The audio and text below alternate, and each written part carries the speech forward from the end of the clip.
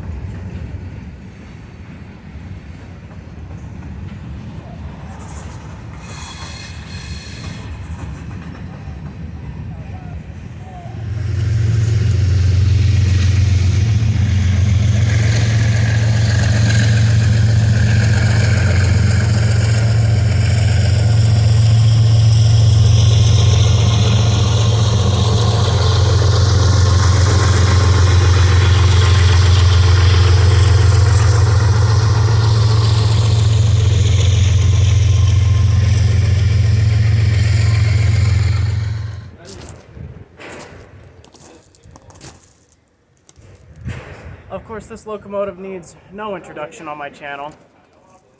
It is N&W 611, the Class J, with the Norfolk and Western. And another locomotive is built right down the road from where it is sitting right now.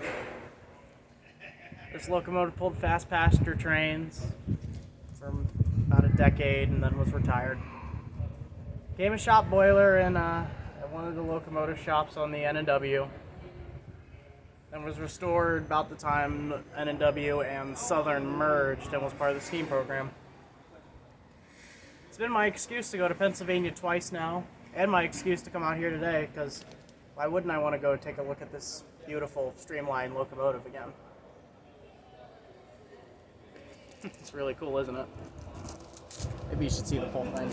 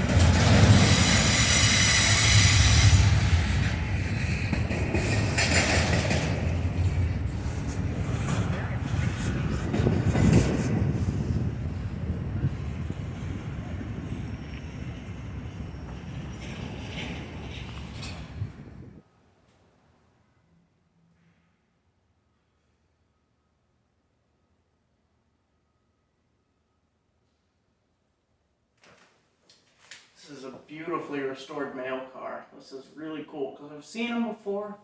Never have I actually been in one. My great-grandfather was actually a postal clerk that worked in one of these cars, and so it's very cool to actually be inside of one and to see, basically where all the mail went. Of course, this is what helped to fund the passenger trains back in the day. High-speed mail. Later on, of course, in the 1960s, it was transferred first-class mail and second-class mail to airlines. So, mail cars went bye-bye, replaced with, of course, the airlines and trucking eventually. This is a very, very beautifully restored car, and I don't even think I've seen one this nice. Most of the ones I've seen have been derelict or left outside, so this is very cool.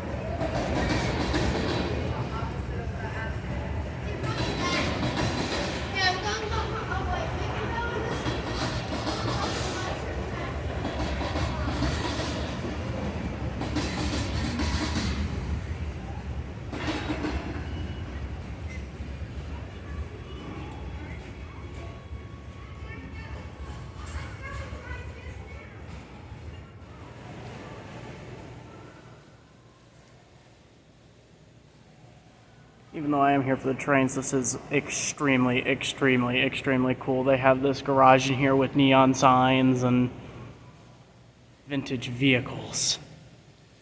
This also gets me extremely, extremely excited.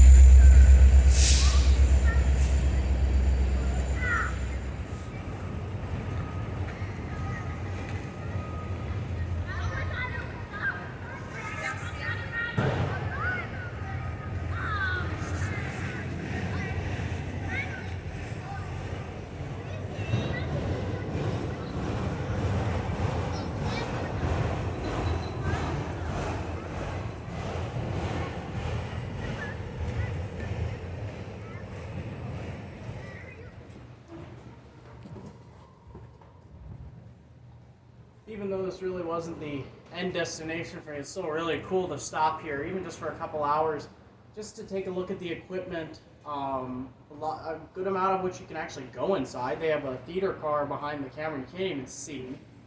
You can go inside the 1218. There's a caboose you can go inside of, and the RPO mail car. This place is really, really cool. I think it's been a model to a lot of museums on how to, get people up and close with the equipment. Even though it is just it is a transportation museum, the building itself that houses everything else is actually an N&W freight house. Basically, you'd have stuff pull up here. This would be basically where they unload box cars and deliver less than carload shipments off to customers. But this is where these trains belong, and it's really cool that they're able to be here. Given some of them were built quite literally down the road. I probably said that multiple times at this point, but it's almost like hollowed ground. But this is really cool. It's worth the stop if you're ever traveling through Roanoke. Give a couple hours, come out here, look at all this stuff. It is amazing, and this place really does a good job of upkeeping things. Like, a lot of this equipment would really need to improve it and make it look like it was in service would be just cleaning. But even then, it looks pretty good as is compared to a lot of the museums I've been to and have done stuff with. It's a real difference, and I like it. I like it out here. Also, having all the trains passing by and getting able to film them, I wasn't even really expecting. I was expecting to see like one, maybe two things, knowing my luck. But I caught 4 long freight trains, which I'm probably going to have to divide up just to make them less monotonous, because they sort of just crawl through here at 10 miles an hour. But I've rambled long enough. I'd like to thank you all for watching, and please do share this if you know anybody who would be interested in this video. Do appreciate the viewership, and also look out for my Cass Parade of Steam videos and a ride on the Cass Scenic Railroad. Thanks for watching.